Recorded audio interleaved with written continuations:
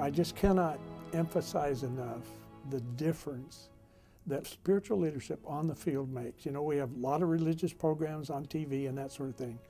But when you lose a loved one, when you need to be married, or you have a spiritual problem, or you need counseling, TV isn't going to help you. And a lot of the rural areas do not have a pastor who can respond to those needs. And that's the need that we're trying to fulfill.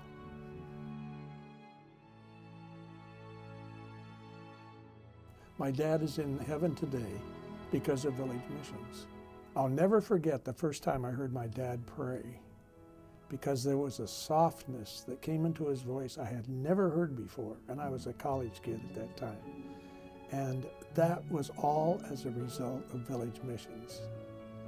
He would not be in heaven today if we didn't have a missionary there. That's why I'm involved in it, have been all these years, because I saw firsthand what village missions can do in a rural area where there's no other spiritual leadership.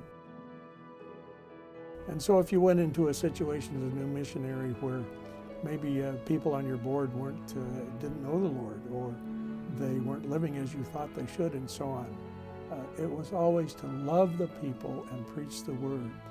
And that's been our motto. People need to know they're accepted, no matter who they are or what they are. And then the word of God, if it's rightfully preached, will take care of the rest of it. If we see people on our fields that are problem people, we love them in spite of who they are, and we preach the word and let the word take care of those problems. Long ago I learned, when I ask a missionary, how's your church doing? I always say, how's your church doing spiritually? Because if you don't, they think you're talking about numbers. And I often ask the question, how do you put the value on a single soul?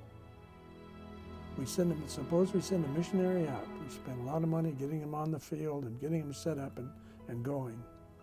And in his ministry, he's there for 30 years. He only brings one person to Christ. Has that been a failure? That ministry been a failure? Obviously not. You cannot put a value on one soul.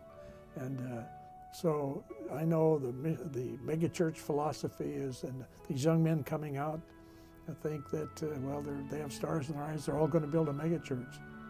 But how do you build a megachurch at Delcana, Washington, which is a dead mill town? There are people there whose souls Christ died for, and they need to be brought to know him.